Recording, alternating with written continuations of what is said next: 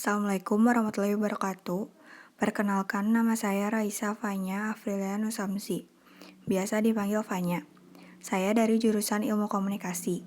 Asal saya dari Bandung. Mengapa saya memilih untuk mengikuti UKM KSR Unpas? Karena sejatinya manusia itu diciptakan sebagai makhluk sosial, yang mana manusia kuat mesti menolong yang lemah atau yang sedang kesusahan. Memberi pertolongan itu salah satu bukti nyata kita sebagai manusia. Saya merasakan kesenangan dan bangga jika telah membantu banyak orang. Seperti sebuah penghargaan kepada diri saya sendiri. Melalui KSR PMI Unpas, saya bisa menyalurkan keinginan seorang manusia yang mesti membantu orang tercapai. Yang mana dari kegiatan KSR PMI pula bisa membentuk karakter pribadi yang lebih baik, serta memiliki pengalaman yang tak terhitung. Di sini saya akan menjelaskan mengenai HIV/AIDS. Mengapa sih kita harus mengetahui HIV/AIDS? Yang pertama, agar kita memiliki informasi yang benar mengenai HIV/AIDS, serta berbagai faktor yang ada di sekitar.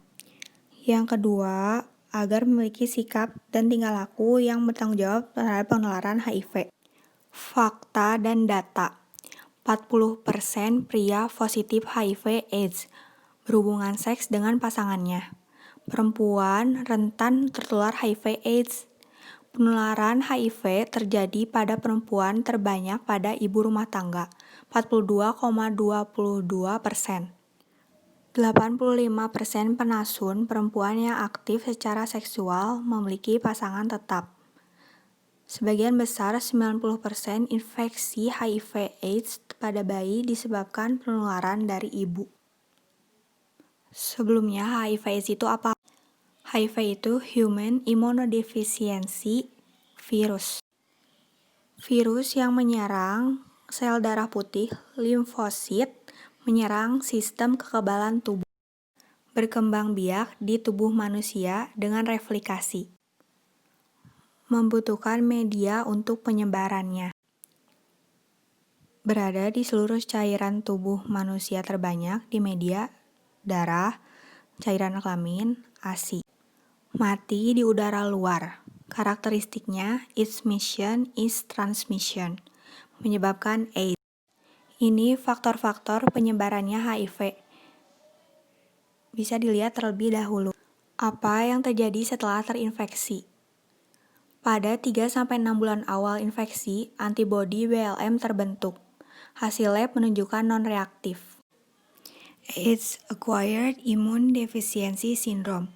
Kumpulan gejala akibat menurunnya fungsi kekebalan tubuh. Kekebalan tubuh turun diserang berbagai penyakit infeksi oportunistik. Diare, TB, hepatitis, meningitis, dan lain-lain. Keganasan, sarkoma, kaposi, limfoma, dan lain-lain. Demensia AIDS. Tanda dan gejala HIV. Yang pertama, orang terinfeksi HIV terlihat sehat. Yang kedua, orang terinfeksi HIV biasanya tidak tahu dirinya terinfeksi, makanya beresiko menularkan. Tes HIV adalah salah satu cara untuk mengetahui infeksi HIV. Orang yang terinfeksi HIV dapat diobati. Pengobatan ARV tidak saja untuk mencegah infeksi oportunistik, namun juga untuk mencegah penularan. Obat HIV tidak menyembuhkan, tapi hanya menghambat laju perkembangan virus. Diminum secara teratur, tepat waktu, dan seumur hidup. Bagaimana HIV menular? Yang pertama, media dan cara penularan HIV. Melalui darah dan produk darah.